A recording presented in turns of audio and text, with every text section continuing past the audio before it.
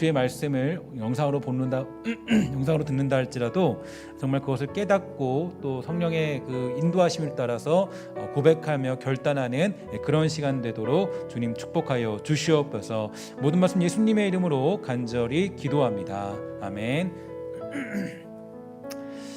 오늘 말씀 제목은 여리고 성문을 여는 마지막 열쇠라는 제목으로 함께 여러분들과 은혜를 나누기를 소망합니다. 아까 제가 9시 예배 때 여러분들에게 이제 여리고 성문을 여는 두 가지 열쇠에 대해서 말씀드렸죠. 바로 합심하는 것, 그 다음에 침묵하는 것. 이 침묵의 다리를 건너는 것이야말로 우리가 굉장히 힘들고 어려운 길이다라고 말씀을 드렸고, 그 다리를 건너는 것이 바로 그 모세 공동체를 벗어나는 가장 중요한 방식이다라고 여러분들에게 설명을 드렸습니다. 이제 우리가 오늘은 마지막 열쇠라는 그런 제목을 가지고 말씀을 전하는데요. 여리고성 점령은 이스라엘 백성들이 반드시 넘어야 될 산이었습니다. 하지만 그 산은 이제 좀 낮지 않고 굉장히 높아 보이는 그런 산이었죠. 그럼에도 불구하고 이스라엘은 반드시 여리고성을 정복해야 됐는데, 여리고성이 군사 및 교통의 요충지였고 또 가나안의 중심으로 진입하는 그런 아주 핵심적인 그런 성이었기 때문입니다. 이 성을 장악할 때, 이 성을 이제 무너뜨렸을 때 가나안 땅으로 향할 수가 있게 되고요. 또 가나안 땅 중심부로 향한 이 거점을 확보할 수가 있고, 이 가나안의 남북을 차단하는 효과가 있어서 이제 적들이 연합하여서 전선을 구축한다거나 뭐 그런 것들을 막을 수가 있다라고 합니다. 그래서 여호수아가 이제 그 나누어서 정복하라는 당시 고대적인 전투 전략대로 예루살렘 서쪽인 가나안 땅 중심부에 이제 쐐기를 박을 작정이었습니다. 근데 그 후에 이제 그 남쪽으로 방향을 바꾸어서 남부의 적을 경멸하고 그 다음에 남아 있는 이 북쪽의 군대를 쓸어버릴 계획을 세우게 된 거죠.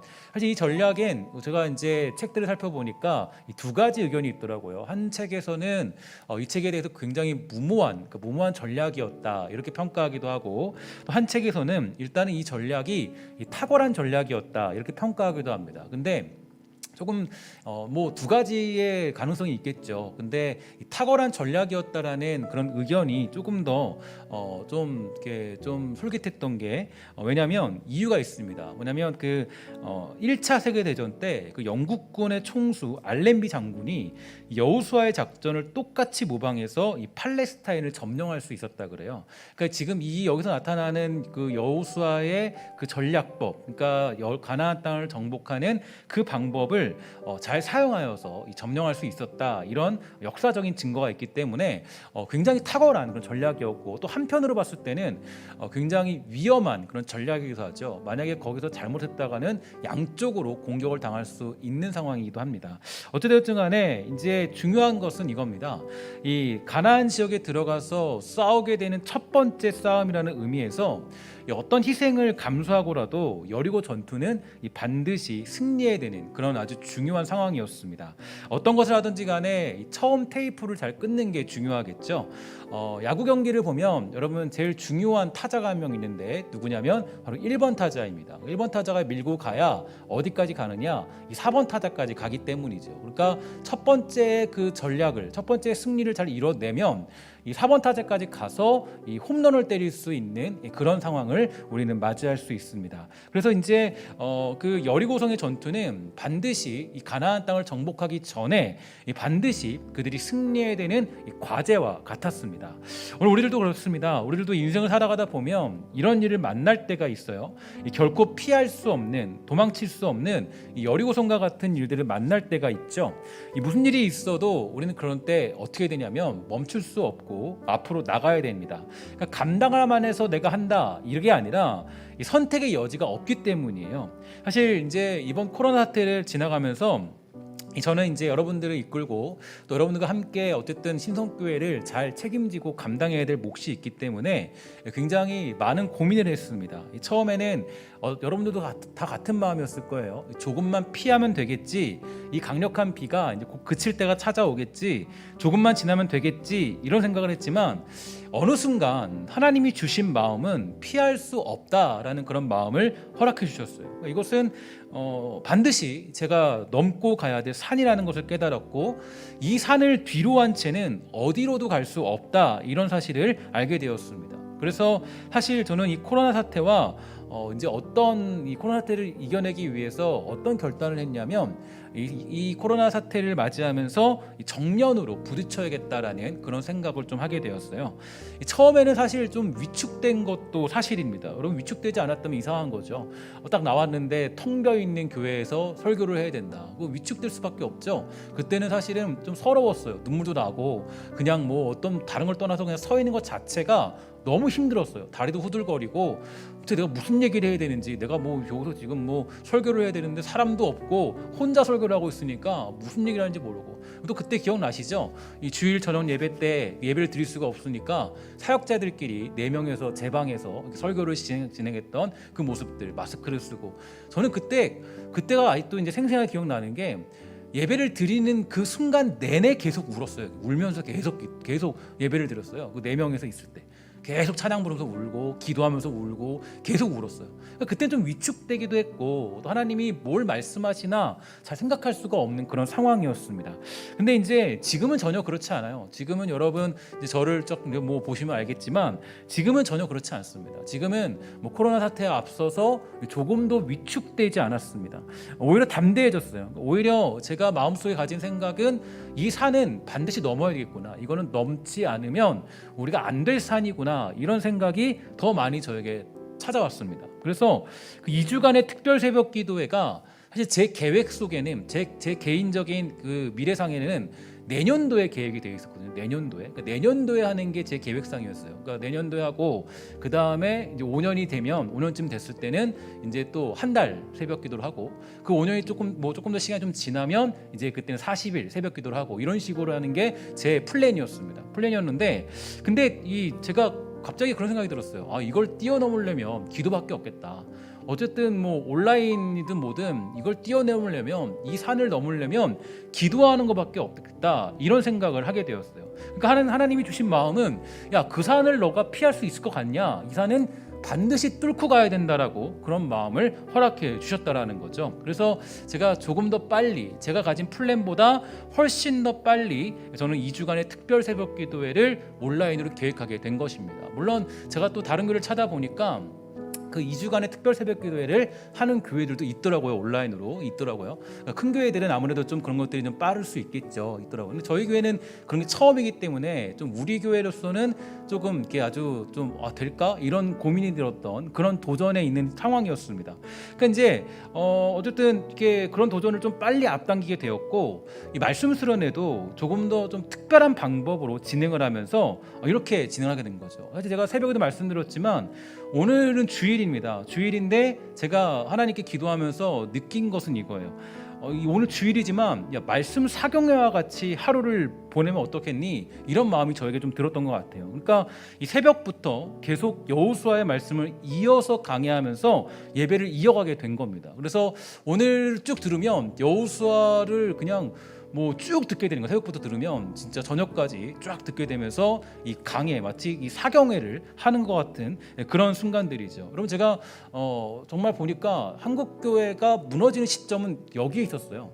한국 교회가 무너지는 시점은 새벽 기도가 사라지고 말씀 사경회가 사라졌어요. 그러니까 말씀에 대한 사모함이 없죠. 우리 바쁘니까 무슨 말씀 사경회 그거 없어. 근데 옛날에 안 그랬잖아요. 옛날에는 말씀 사경회 있으면 그때 휴가 내고 그때 와서 다 듣고 다 말씀 공부하고. 그리고 여러분 사실 그게 그 말씀 사경의 모습이었어요. 말씀에 거의 매어 살았죠. 근데 여러분 요즘 시대는 안 그렇습니다. 바쁘니까 안 돼. 말씀 사경 말고 조금 간단하게 하자. 여러분 그게 요즘 시대의 모습이잖아요. 그러니까 한국교회가 그때부터 추락하기 시작하는 거예요. 한국교회의 추락은 사실 새벽 기도가 무너지면서부터입니다. 제가 통계적으로 말씀드렸죠. 통계를 보니까 1990년대부터 이게 하락선을 듭니다. 쭉 들어요. 90년대 이후부터 들게 되는데 아예 10년 만에 반토막 나버려요. 그때 잘 보세요. 그때 왜 반토막 났는지. 그때부터 뭐가 생겼냐면 새벽 기도하는 교회들이 사라지기 시작합니다. 그때부터 그런 교회들이 없어지기 시작해요. 가장 중요한 원리를 다 잊어버리기 시작한 거예요. 그러니까 그 원리들이 사라지니까 교회가 어떤 힘이 있습니까? 교회가 힘이 있다라는 건 딱 두 가지, 몇 가지밖에 없어요. 하나님 말씀, 기도, 예배하는 거. 이거 외에 뭐가 답이 있습니까? 이게 정말 정답이라는 거죠. 그러니까 우리가 정말 제가 생각했을 때는 오늘 같이 여러분 제가 그래서 조금 무모한 좀 무리한 요구를 한 게 있는데 9시 예배를 드리신 분들도 11시 예배를 드려라. 그래서 같이 말씀을 듣자. 이게 지금 현재 현장에서도 실천하시는 분이 계세요. 어쨌든 보니까 굉장히 저는 이게 큰 도전이라고 생각해요. 그러니까 어쨌든 간에 우리가 이런 것들이 없으면 사실 승리할 수가 없어요. 세상이 우리를 비난하고 억울하게 만들고 또 우리에게 여러 가지 손가락질을 하는 그런 시대에 살고 있습니다. 그러나 여러분, 그런 일에 우리가 굴할 필요가 없죠. 우리는 합심하여서 뭐만 하면 돼요. 하나님을 예배하는 거예요. 그들 말에 신경 쓰지 마세요. 그들이 어쩌고 저쩌고 뭐하고 얘기하고, 여러분 그런 거에 너무 우리가 끌려다닐 필요 없습니다. 저도 어느 순간부터 그것들을 조금 끊어버리는 생각이 들었습니다. 저는 더 이렇게 막 직접으로 다가오잖아요. 그러니까 제가 생각했던 게 뭐냐면, 세상의 소리에 발끈할 필요 없다. 침묵하나. 그리고 우리가 감정적으로 대할 필요 없다. 가슴 아파할 필요는 있겠지만 거기에 발끈할 필요 없다. 침묵해라. 우리가 감정적으로 그들의 손가락질에 우리가 끌려다닐 필요 없다. 이스라엘 백성들이 여리고성을 돌 때 여러분 얼마나 많은 비난과 굴욕들이 그들을 공격했을까요? 하나님 욕을 하고 우리를 욕하고 아마 별별 이야기를 다 했을 겁니다. 그때 하나님의 명령이 뭐예요? 침묵해라. 너희들 조용히 하면서 아무 말도 하지 말고 불평하지 말고 불만하지 말고 그냥 그 성을 돌아. 이게 하나님의 명령이었습니다. 만약에 그들에게 감정적으로 반응하면서 내가 난리를 쳤다면 아마 강력한 여리고성에 다 패배했을지도 모릅니다. 그러나 그들이 침묵하고 묵묵히 기도함으로 그 모든 순환을 겪고 그날을 준비하게 되자 결국 여리고성이 무너지는 놀라운 기적이 일어나게 된 것입니다. 그러므로 우리는 지금 침묵할 줄 알아야 돼요. 한국교회가 그동안 너무 이 땅에서 이 소리 저 소리 많이 했어요. 정치가 이렇고 저렇고 이렇게 해야 되고, 사실 교회는 그런 얘기 할 때가 아닙니다. 교회는 그게 중요한 게 아니에요. 교회가 힘을 사용하고 나라에다가 권력을 앞세우고, 그 교회 망하는 거예요. 교회가 할 일이 뭐예요? 교회는 정치하는 곳이 아니죠. 교회는 권력을 누리는 곳이 아니에요. 여러분, 그게 단적인 예가 뭐냐면, 큰 교회들이나 어떤 교회들을 보면요, 교회 장로님들이 장로가 왜 되냐? 돈이 많기 때문에 된대요. 돈을 1억씩 내야 된대요. 그러고 장로가 된대요. 그런 상황이 되고 말았어요. 여러분, 우리가 정말 중요한 게 뭡니까? 하나님을 예배해야죠.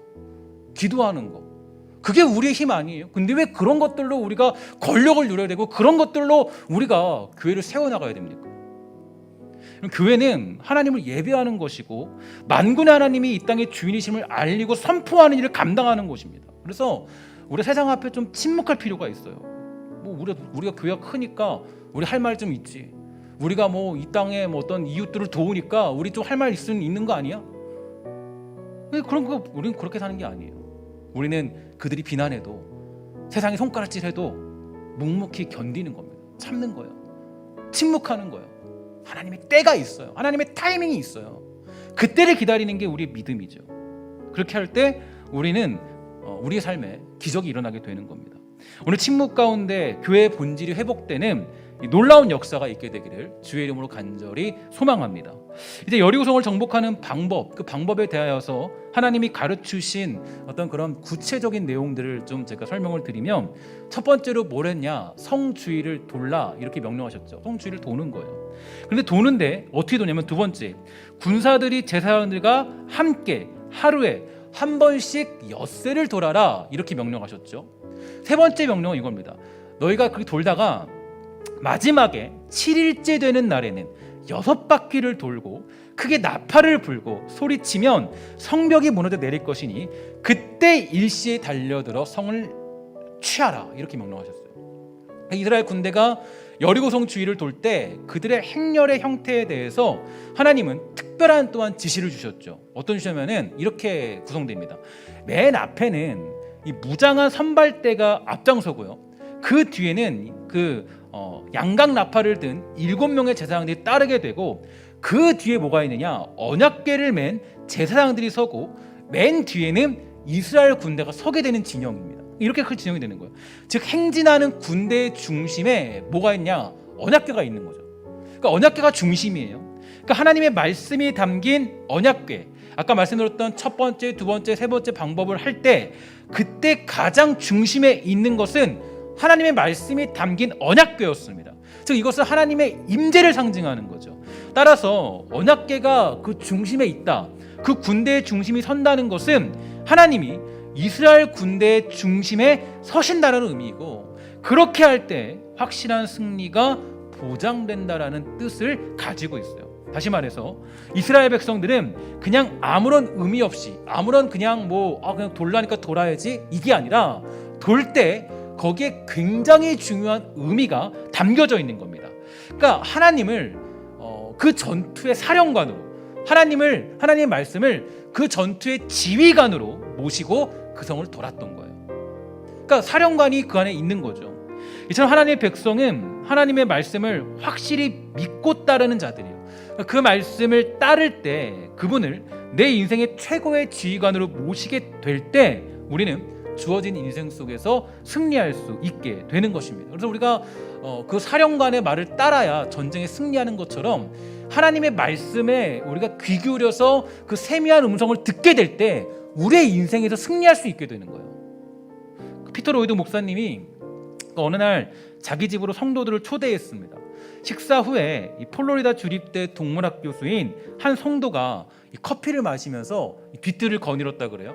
뒤뜰을 거닐다 보니까 이렇게 얘기하는 거예요. 목사님, 뒤뜰에 귀뚜라미 18종이 살고 있어요. 이렇게 얘기하는 거예요. 본래 귀뚜라미는 200여 종이 되는데 여기 뒤뜰에만 제가 보니까 18종류의 귀뚜라미가 살고 있어요. 그 성도가 동물학자라고 그랬죠. 동물학자로서 뭘 연구했냐면 귀뚜라미만 연구하는 사람이에요. 귀뚜라미만. 그러니까 이제 이 사람은 귀뚜라미 소리만 듣고도 뭘 할 수 있냐면 몇 종류의 귀뚜라미가 살고 있는지 파악한 겁니다. 귀뚜리가 어떤 사람은 귀뚤귀뚤, 끼뚤끼뚤 이렇게 해서 울겠죠. 그런 게 울면서 다 다른가 봐요. 이게 다 들으니까 그 특징을 들으니까 18종류의 귀뚜라미가 살고 있다고 얘기하는 거예요. 저 이거 보면서 이런 생각이 들었어요. 아, 맞다. 우리도 하나님 말씀에 듣는 전문가가 되어야 되겠구나. 어떻게든 하나님 말씀을 들으려야 되겠구나.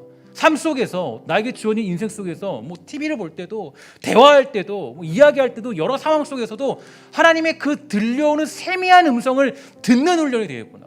하나님이 이렇게 말씀하셨지. 이렇게 나에게 인도하셨지. 나에게 명령하시는구나. 이걸 알아야 되는 거야. 이게 우리가 바로 이 승리하는 방법이구나. 이거 잊지 마셔야 돼요. 하나님 말씀을 듣는 거. 하나님의 여호수아에게 주신 승리 방법. 이게 승리 방법입니다. 그래서 언약의 땅을 차지할 수 있는 유일한 방법을 아예 여호수아 1장에 하나님이 못 바꾸고 가셨어요. 뭐라고 하면 1장 8절 이렇게 얘기합니다. 우리 한번 다 같이 읽도록 하겠습니다. 시작. 이 율법책을 내 입에서 떠나지 말게 하며 주야로 그것을 묵상하여 그 안에 기록된 대로 다 지켜 행하라. 그리하면 내 길이 평탄하게 될 것이며 내가 형통하리라. 아멘. 하나님이 아예 처음부터 여호수아를 부를 때 아예 못 박았어요. 야, 너 승리할래? 너 승리하고 싶니? 그러면 방법이 있어. 뭐냐면 율법책을 내 입에서 떠나지 말고 그것을 묵상하고 다 지켜 행하고 그러면 너희들이 평탄하게 될 거야. 이게 승리하는 방법이야. 그러니까 하나님의 말씀을 따르는 거. 그거에는 답이 없다라는 거예요. 그러니까 여호수아 공동체가 이 여리고 전투에서 승리하는 유일한 방법이자 무기입니다. 그런 의미에서 여리고성의 전투는 모든 승리의 원리를 다 가지고 있는 형태였어요. 세상 사람들은 비웃고 손가락질하고 말도 안 되는 얘기다 이렇게 얘기할지라도 우리가 승리하는 원동력은 바로 하나님의 말씀을 중심에 두고 그 말씀을 따르는 겁니다. 내가 인생의 사령관이 되면 망하겠죠. 내 인생을 내 마음대로 내가 조종하고 싶은 대로 하면 망하겠죠. 그러나 하나님이 우리 인생의 사령관이 되어서 그 말씀을 중심에 두고 살아간다면 우리 승리하게 되는 겁니다. 그러니까 우리 사령관의 명령을 따라서 움직이기만 하면 돼요. 그렇게 하면 되는 거예요. 여러분, 오늘 여러분 인생의 사령관은 누구입니까? 혹시 내가 주인이 되어서 이 인생을 흔들고 있지 않습니까? 우리 교회의 사령관은 누구입니까? 제가 아니에요. 장로님들이 아니에요. 어떤 직분자들이 아니에요. 누구냐면 하나님이세요. 하나님. 하나님의 세미한 음성에 귀 기울이는 거예요. 그렇게 할 때 비로소 우리는 여리고성을 무너뜨리고 그 언약의 땅을 차지하게 되는 겁니다.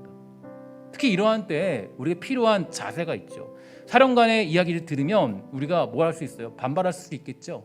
아, 이거 틀린 거 아닙니까? 그거 잘못된 거 아니에요? 제가 생각하는 이것도 좋은데요. 그렇게 얘기할 수 있겠죠. 근데 특히 그러한 때에 필요한 것이 바로 순종이에요. 순종. 순종은 우리를 승리케 하는 가장 큰 힘이 됩니다. 여호수아 1장 9절 우리 한번 다 같이 읽도록 하겠습니다. 시작. 내가 내게 명령한 것이 아니냐. 강하고 담대하라. 두려워하지 말며 놀라지 말라. 내가 어디로 가든지 내 하나님 여호와가 너와 함께 하느니라 하시니라. 아멘. 주의 말씀대로 행하고 순종하는 일에 멈추지 말라는 겁니다. 두려워하지 말라는 거겠죠. 하나님 말씀하시면 네 주님 따르겠습니다. 이 세 마디면 돼요. 이거에 전부라는 거예요. 하나님이 명령하시고 말씀하시는데 우리가 무슨 거기에 토를 답니까? 하나님이 야 너 가 돌아 그럼 땡이에요. 그리고 가는 거예요. 그것이 우리에 필요하죠. 그럼 기독교가 약화될 때가 언제인지 아세요? 기독교가 약화되는 이유, 그 이유가 있어요. 바로 밤낮 앉아서 생각만 할 때요. 생각이 깊어질 때, 그때 기독교가 가장 약화됩니다. 기독교는요 사실 행동하는 종교고 행동에 자기의 순종의 모든 것을 거는 종교예요. 물론 여러 가지 일들을 할 때 우리가 점검하고 깊이 생각하고 계획하는 건 굉장히 중요한 일입니다. 하지만 많은 사람들이 깊이 생각하고 그 다음을 안 가려고 그래요. 생각만 해요. 생각이 많아지면 어때요? 많아지면 그때부터는요 아주 그게 행동으로 나타나질 않아요. 그런데 어떤 사람들은요 생각만 하다가 모든 걸 다 망쳐버리죠. 하지만 여러분 순종이란 뭡니까? 순종이란 전부 이해해야 순종하는 것이 아닙니다. 하나님 전부 이해하니까 순종하는 사람 있습니까? 하나님의 뜻이 내가 이해가 되니까 나 순종할게요. 그런 일 없어요. 여러분 찬양 중에 그런 거 있죠. 다 이해할 수 없을 때라도 주님 제가 순종하며 주님 따르겠습니다. 성경에 있는 것을 다 알기 때문에 순종하는 사람은 아무도 없어요. 성경에는 우리가 미처 깨닫지 못한 내용이 많이 있습니다. 하나님의 예정하심, 삼위일체 하나님, 어떻게 이 사실을 우리가 이해할 수 있겠습니까? 평생 그것만을 연구하신 교수님들도 결국 이렇게 얘기해줘요. 제가 물어봤어요. 뭐 여러 가지 것들을 물어보면 조직신학 교수님도 이렇게 해요. 결국 우리도 다 알 수 없다. 예정하심에 대해서 우리가 어떻게 다 얘기할 수 있냐? 얘기할 수 없다는 거예요. 근데 우리가 하나님을 이해하고 믿고 따른다고요? 그건 불가능하죠. 불가능해요. 하나님이니까 우리가 따르는 거예요. 하나님의 뜻을 다 알고 따르는 사람이 세상에 어디 있습니까? 기독교는요 이성적으로 완벽하게 들어맞기 때문에 순종하는 것이 아니라 하나님이 우리의 한계를 넘어서는 분이기 때문입니다. 그래서 우리는 그분을 따르는 거예요. 초대교부 터툴리안이 이렇게 얘기했죠. 불합리하기 때문에 나는 믿는다. 이게 중요한 말씀입니다. 그러니까 불합리하다는 말은 하나님께서 우리 이성의 한계를 뛰어넘는 분이시기 때문에 더욱 신뢰할 만하다는 역설적인 표현이죠. 비록 우리가 이해하지 못하더라도 우리는 순종하고 따르는 겁니다. 여리고성 점령의 방법을 다 이해해서 따르는 사람이 누가 있겠어요? 아무도 없어요. 하나님이 말씀하시니까 하나님의 뜻이니까 그것을 따르고 순종하는 겁니다. 예수님께서 잔치집에 가셨습니다.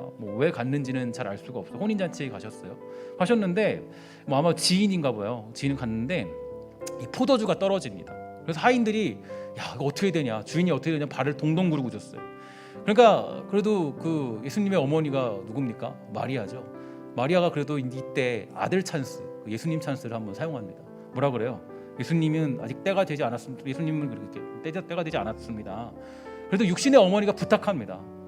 어머니가 부탁하는 거예요. 그래도 한 번만 도와줘라. 그러니까 예수님이 그 집의 하인들에게 항아리에 물을 가득 담아라 말씀하셨고 어떤 일이 벌어지죠?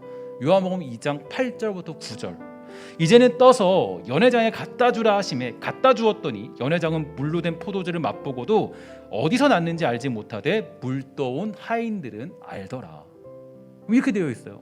그러니까 물이 변하여 포도주가 됩니다. 그러니까 그들이 믿음으로 한 것은 아니지만 순종하는 가운데 기적이 일어나게 된 것이죠. 사실 성경을 보면요 억지로 하는 순종에도 하나님의 역사가 일어나는 것을 우리 너무 잘 알고 있습니다. 제가 예전에 그 마가복음 강의할 때인가 그때쯤인가 제가 이 구레네 시몬에 대해 잠깐 설명을 드렸었는데 이 구레네 시몬에 관한 이야기를 잘 알고 있을 겁니다. 그러니까 그는 사실 십자가를 칠 마음이 없는 사람이었어요. 그렇게 할 생각도 하지 않았고 믿음을 가지고 있었는지도 알 수 없었습니다. 하지만 예수님의 십자가를 보다가 억지로 대신 예수님의 십자가를 져야 될 그런 상황에 놓여 있어요.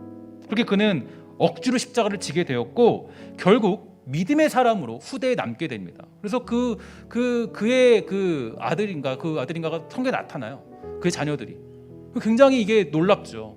그러니까 억지로 하는 순종에도 복음의 능력이 나타나게 되는 겁니다.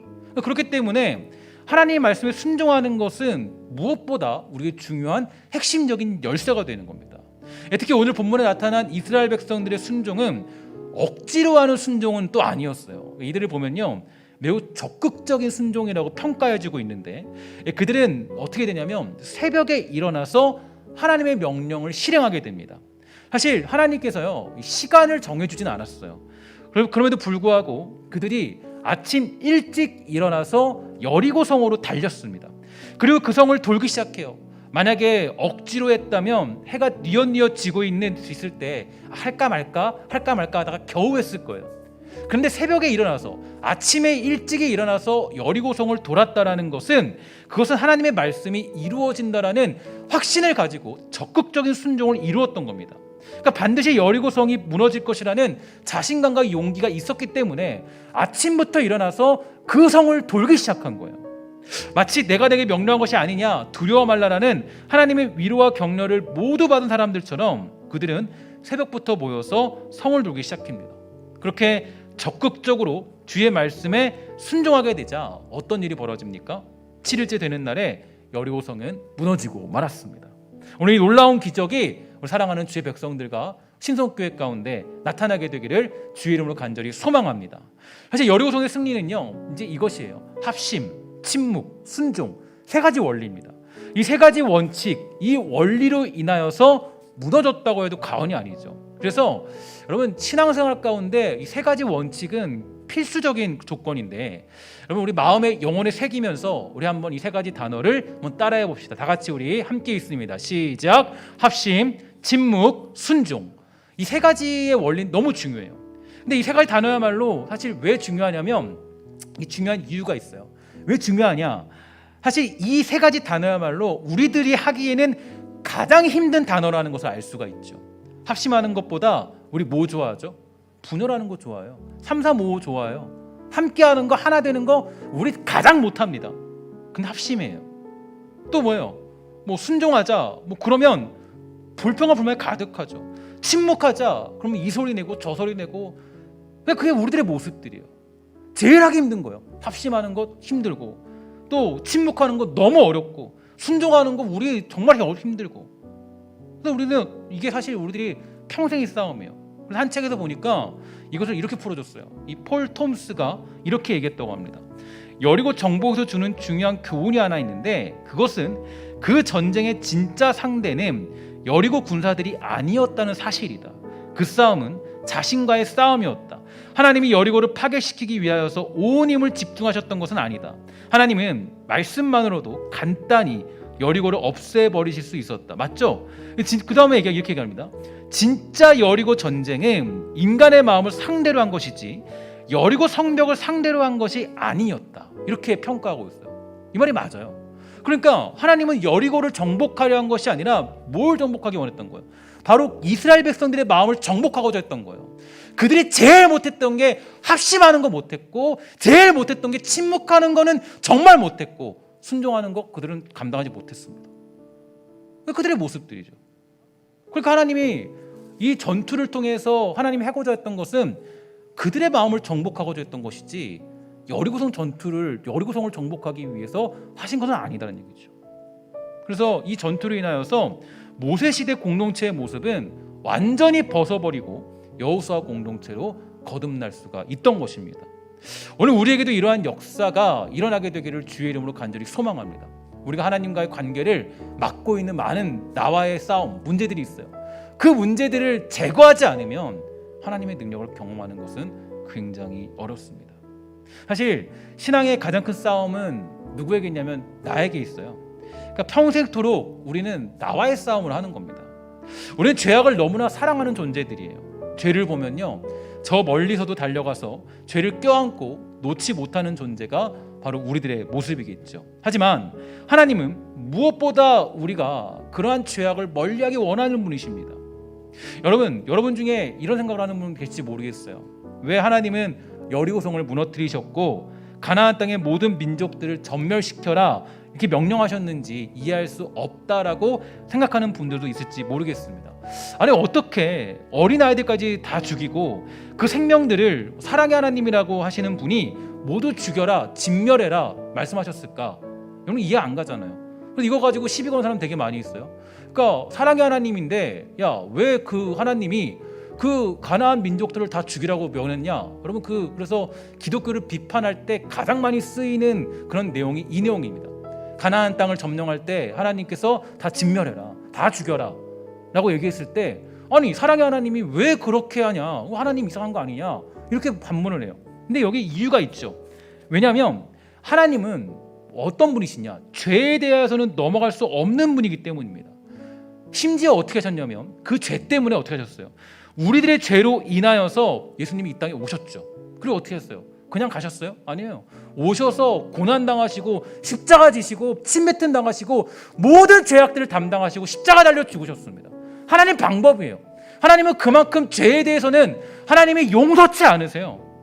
죄는 그냥 넘어갈 수 없기 때문이에요. 자, 그러면 이유가 하나 나와요. 왜 가나안 땅이 무너졌고 왜 하나님이 그들을 멸하려고 했고 진멸하려고 했는지 이유가 있습니다. 하나님은 죄라는 걸 그냥 넘어갈 수 없는 분이기 때문이에요. 그래서 하나님은 그 죄를 뿌리 뽑기 위해서 가나안 지역이, 그러니까 이 하나님께서도 이 참는 분이십니다. 하나님의 오래 참음의 성품 다 아시죠? 참지 않으면요 우리 아마 여기에 살아남을 사람 아무도 없을 거예요. 참으시는 분이세요. 그런데 하나님이 그 몇몇 곳에 가면은 참지 못할 때가 있습니다. 예를 들어 두 가지 사건이 있었어요. 뭐냐면 노아 사건 기억나시죠? 노아도 심판하셨어요. 왜 심판하셨냐? 그들의 죄악에 하나님이 심히 참을 수 없는 단계까지 간 거예요. 또 여러분 소돔과 고모라 그 땅이 심판당했죠. 왜 그랬습니까? 그들의 죄악이 하나님이 볼 수 없는, 절대 참을 수 없는 자리까지 다 차게 된 거예요. 여러분 그러니까 가나안 족도 마찬가지라는 거예요.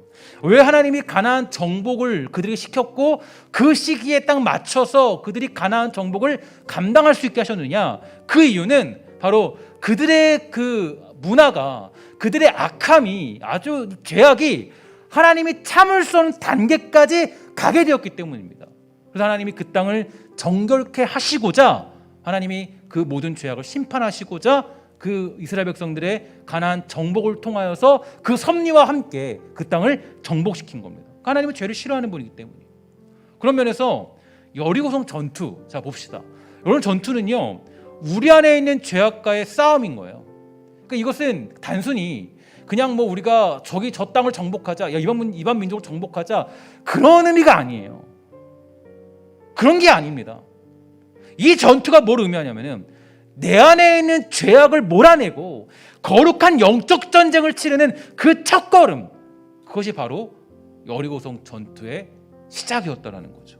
그래서 이 여리고성 전투는 아무런 일도 일어나지 않는 것처럼 이 하루하루씩 돌았지만 사실 이 하루하루 도는 게 제가 그냥 판단하기로는 아주 엄청난 영적 싸움이 있었고 자기와의 싸움이 거기에 담겨져 있는 겁니다. 얼마나 포기하고 싶겠습니까? 여러분 그렇지 않아요? 뭐 하루 돌라 아무 일도 일어나지 않아요. 돌가루가 떨어지는 것도 아니에요. 거기에 뭐 돌이 빠지는 것도 아니에요. 그냥 아무런 일도 일어나지 않아요. 그러니까 이 이스라엘 백성들 특징이 어떤 거였습니까? 불평하고 불만하고 그냥 말 안 들으면 지도자도 그냥 돌로 치려고 그러고, 그게 그들의 모습이었잖아요. 그러면 여호수아에게 불만 가졌겠죠. 아니 여호수아 당신 뭐 하는 겁니까? 우리 다 죽이려고 그래요? 그렇게 할 수 있잖아요. 그러니까 여기 여러분 전투는 뭐예요? 어떤 게 있어요? 거기에는 바로 자기 자신과의 싸움, 하나님이 그것을 통해서 우리에게 알려주고 있는 겁니다. 그래서 사실 이것은요 이 죄의 유혹과 어떤 심각한 그런 우리 안에 있는 죄의 유혹과의 심각한 전쟁이었습니다. 그리고 그 전투에서 이스라엘 백성들은 승리할 수가 있게 된 것입니다. 오늘 이 승리가 저와 여러분들에게 울려 퍼져서 여러분들에게 그 놀라운 나팔 소리가 퍼질 수 있게 되기를 주의 이름으로 간절히 부탁을 드리겠습니다. 마지막으로 제가 조금 우스갯소리 하나 하고 마치도록 하겠습니다. 우리 앞에 그 문이 굳게 닫힌 여리고가 있습니다. 그러면 어떻게 그 여리고 성문을 열 것입니까? 한 가지 얘기해 보면 여리고를 여는 방법이 있는데 어떻게 하면 되죠? 어떻게 하면 될까요? 그 여리고에다가 리을 하나 붙이면 됩니다. 그럼 어떻게 되죠? 열리고가 됩니다. 재미없죠, 그죠? 제가 마지막으로 재밌게 한번 한 건데 여리고에서 뭘로 바꾸면 돼요? 열리고로. 여리고에서 열리고로 바꾸는 방법 3가지, 조금 간단하게 여리고에서 열리고로 바꾸는 그 방법 3가지 정리하며 오늘 말씀을 마치도록 하겠습니다. 우리 함께 다 같이 읽도록 합니다. 시작. 첫째, 합심하여 온전한 예배를 드립니다. 둘째, 침묵하며 기도합니다. 셋째, 적극적인 순종의 걸음으로 나아갑니다. 바로 이 3가지. 이 3가지의 열쇠를 가지고 우리가 여리고 문을 열면, 두드리면 그 여리고가 열리고로 바뀌어지는 놀라운 축복이 일어나게 되는 것입니다. 오늘 이 3가지의 열쇠를 여러분들 모두가 소유함으로 여러분 앞에 굳게 닫혀 있는, 정말 그들이 굳게 닫았다 그러잖아요. 그죠? 굳게 닫힌 그 문을 열고 당당히 하나님이 주신 땅을 밟으며 거룩한 주의 군사로 거듭나게 되는 우리 믿음의 사람, 거룩의 사람, 성결의 사람이 되기를 주의 이름으로 간절히 축원합니다. 우리 함께 이 시간에 찬양하면서 결단하며 우리 고백하며 찬양하도록 하겠습니다.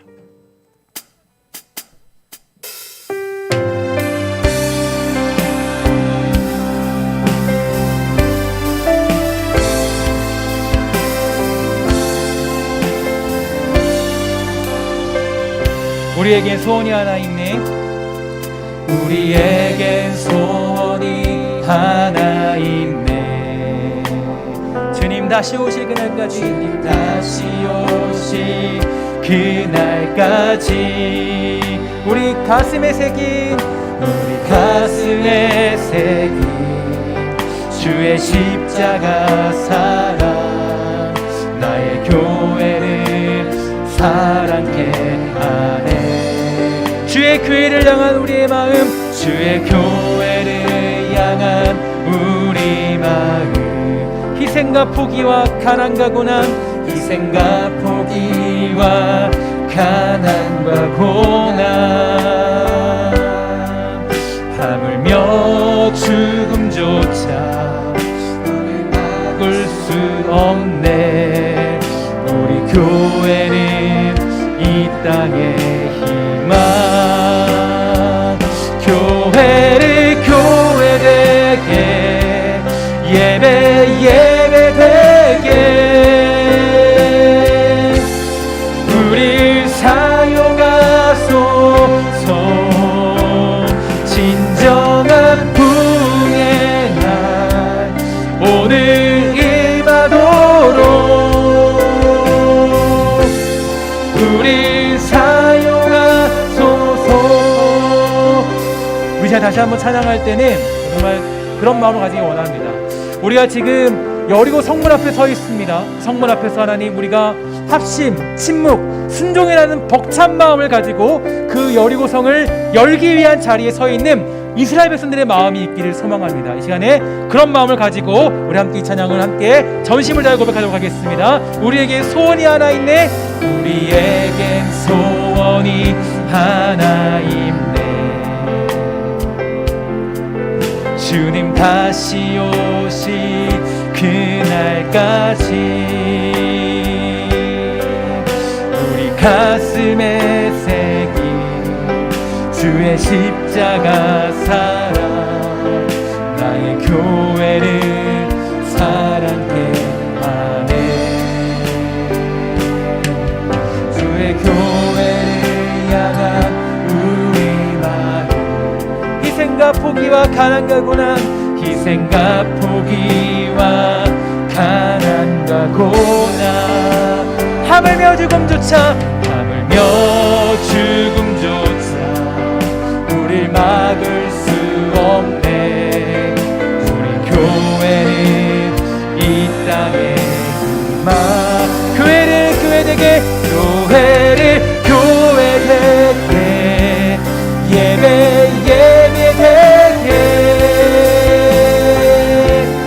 우리 사용하소서. 진정한 부흥의 날 오늘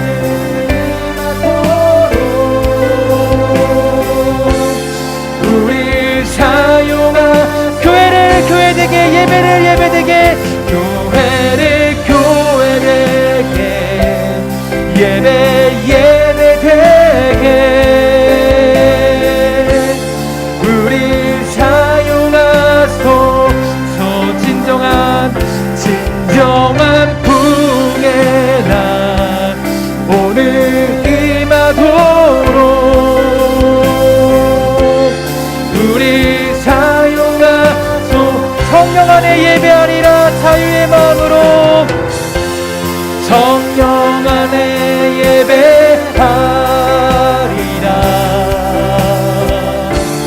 자유의 마음으로 사랑으로 사역하리라. 사랑으로 사역하. 교회는 생명이니, 교회는 생명이니, 교회를 교회되게, 예배되게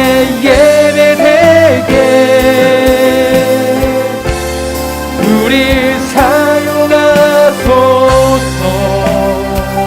진정한 부흥의 날 오늘 임하도록 우리 사용하소서. 이제 기도하기를 소망합니다. 각자 자리에서 우리 영상으로 보더라도 함께 기도할 때 성령의 뜨거움이 여러분들의 있기를 간절히 소망합니다. 그냥 기도할 때 하나님, 우리가 정말 그 합심, 침묵, 순종이라는 그 세 가지 원리를 잊어버리지 아니하고 정말 우리가 내 앞에 있는 여리고성을 점령할 수 있는 축복을 허락하여 주시옵소서. 여러분, 교회가 점점 생명을 잃어가고 있습니다. 하나님을 예배하는 일이 소홀히 하기 있고, 하나님께 기도하는 일을 멀리하고 있고, 말씀을 묵상하는 일이 점점 사라져가고 있는 시대에 살고 있습니다. 그러니까 교회가 힘이 없는 거예요. 교회를 교회되게 만드는 게 무엇입니까? 하나님을 온전히 예배하겠습니다라는 고백과 선포, 하나님의 말씀을 사모하는 백성들, 그 기도 앞에 엎드려서 침묵하며 하나님의 뜻을 따르는 백성들이 있을 때 교회가 교회되는 거 아니겠어요? 교회가 크다고 웅장하다고 교회가 교회되어온 게 아니에요. 교회는 무엇이에요? 교회라는 것은 하나님을 예배하는 장소이고, 하나님께 기도하며 하나님께 온전한 말씀을 드리고 하나님을 우리의 사령관으로 모시고 따르는 곳이 교회 아닙니까? 근데 교회가 그런 것들을 상실하기 시작했어요. 새벽 기도가 사라지고, 하나님을 예배하는 사경회가 사라지고, 하나님을 말씀을 듣고자 하는 사람들이 점점 줄어들기 시작했어요. 교회가 무슨 힘이 있겠습니까? 세상 앞에 그냥 거의 그냥 너덜너덜 그냥 쫓겨다니는 그런 인생 되고 있는 상황이 아니겠습니까? 요즘에 권력을 휘두르려고 하고 정치하려고 그러고. 여러분, 그건 교회가 아니에요. 교회라는 것은요, 침묵하면서 하나님의 뜻을 묵묵히 따르는 거. 하나님이 뭐라고 말씀하시는지, 하나님, 내가 어떤 상황에도 하나님 예배합니다. 그게 하나님을 예배하는 교회됨의 교회됨이에요. 근데 우리 너무나도 많은 경우에 이런 것들은 잊어버리고 교회의 본질을 상실하는 상황에 빠져 있습니다. 이 시간에 기도하며 나아갈 때 하나님, 우리가 정말 다시 한번 새롭게 되는 역사를 허락하여 주시고 다시 한번 부흥의 놀라운 은혜를 사랑하는 신성교회와 한국교회 가운데 허락하여 주시옵소서. 예배를 예배되게, 교회를 교회되게 만드는 놀라운 부흥의 역사를 우리에게 허락하여 주시옵소서. 함께 이 시간에 각자의 자리에서 간절히 기도하며 나아가도록 하겠습니다. 기도하겠습니다. 하나님, 감사합니다. 주님 붙잡아 역사해 주시옵소서. 하나님, 기도하기 소망합니다. 우리가 정말 아버지 하나님 교회의 본질을 잃어버리고 합심하고 침묵하여 순종함으로 말미암아 하나님의 뜻 따르지 못하는 그런 시대에 살고 있지 않습니까? 하나님 붙들어 역사해 주시옵소서. 하나님, 기도하기 소망하는 것을 사랑하는 주변으로 함께 해 주시옵소서. 하나님, 베풀어 주시기 원합니다. 아버지 은혜를 부어 붙잡아 역사해 주시옵소서. 하나님, 아버지 은혜를 주시기 소망합니다. 사랑하는 주변으로 함께 해 주시고, 하나님 아버지 은혜를 부어 주시옵소서. 하나님 아버지 은혜를 주시기 소망합니다. 아버지, 우리만 이 땅을 살아가며 나아가는 것만 우리가 합심하여 침묵하고 순종하는 말미암아 아버지 그 여리고성을 무너뜨리도록 허락하여 주시고, 교회의 본질을 잃어버린 상황에 처해 있다면 이 교회들을 용서하여 주시며 하나님 온전히 예배하고 하나님의 말씀을 깊이 묵상하며 기도할 줄 아는 교회들로 붙잡아 주시옵소서. 하나님, 세 가지의 본질이 하나님을 소망합니다. 이 본질적인 기본적인 것들이 사라지면 교회가 무슨 힘이 있겠습니까? 교회가 어떤 아무의 능력을 가질 수 있겠습니까? 교회를 지켜주시고 교회를 축복하여 주시고 이 교회 함께하여 주시옵소서. 하나님, 말씀을 사모하는 자들이 점점 줄어들고 있습니다. 하나님, 교회를 교양적으로 다니며 교회를 그냥 우리가 그냥 왔다 갔다 거리는 성도들이 늘고 있습니다. 하나님, 교회를 하나님의 말씀을 깊이 묵상하며 그 말씀을 행하며 그 말씀이 이루어질 때까지, 그 말씀에 응할 때까지 기다리는 그런 곳인 줄 믿습니다. 축복하여 주시고 역사하여 주셔서 사랑하는 지도교를 지켜주시고 역사하여 주시옵소서. 주님 도와주시고 축복하여 주시옵소서. 하나님, 붙들어 붙잡으시옵니다. 하나님, 은혜를 주시고 축복하여 주시옵소서. 하나님, 우리에게 그런 마음을 주시옵소서. 주의 말씀을 사모하며 하나님의 우리의 말씀에 아버지 세미한 음성의 귀 기울일 수 있는 놀라운 은혜를 베풀어 주시옵소서. 그 부흥의 날이 오늘 임하도록 우리를 사용하 주시고 아버지 진정한 아버지 그 예배를 드리는 축복들을 허락하여 주시옵소서. 함께할 때 믿습니다. 하나님을 풀어주옵소서 주시옵소서. 풀어주옵소서 주시옵소서. 잡아주시옵소서. 하나님, 우리가 교회의 본질들을 잃어버린 상황에 처해 있습니다. 하나님, 정말 우리가 교회인지 아니면 동호회인지 알 수 없는 그런 시대에 살고 있습니다. 교회는 하나님의 말씀에 생명을 걸고 목숨을 걸고 살아야 될 텐데 점점 그런 시간들이 줄어들고 하나님 앞에 엎드려 침묵하며 세상의 소리에도 귀 기울이지 아니하고 그들의 비난과 손가락질에도 꿋꿋이 참아내며 견디며 침묵하며 살아가는 것이 교회일진데 발끈하며 성명서를 내고 발끈하며 그들 향해서 우리는 못한 게 없다라고 외치는 그런 시대에 살고 있습니다. 하나님, 우리를 용서해 주시고 우리를 불쌍히 여겨 주시옵소서. 하나님, 우리가 하나님 말씀에 순종하지 아니하고 우리가 사령관이 되어서 내가 주인이 되어서 교회를 주물르려고 하고 내가 사령관이 되어서 내 인생을 마음대로 만들려고 했던 모습들이 있다면 우리의 삶을 용서하여 주시옵소서. 사랑하는 신성교회가 사랑하는 한국교회가 하나님만을 우리의 주인으로 모시고 교회를 교회되게 예배를 예배되게 고백하며 선포할 줄 아는 귀한 교회, 그런 귀한 부흥의 역사가 일어나도록 주님 허락하여 주시옵소서. 각자의 자리에서 예물 드렸습니다. 또 하나님 현장에 와서 예물 드렸습니다. 하나님, 이 예물을 받아주시고 하나님 이 예물을 통하여서 정말 우리가 회복되는 놀라운 역사가 일어나도록 허락하여 주시며 그들의 마음 가운데 성령의 불이 임하여 합심하고 침묵하고 순종하고자 하는 그 여리고성의 전투의 승리 원칙이 그들에게 축복으로 임할 수 있도록 주님 허락하여 주시옵소서. 모든 말씀 예수님의 이름으로 간절히 축복하며 기도합니다. 아멘.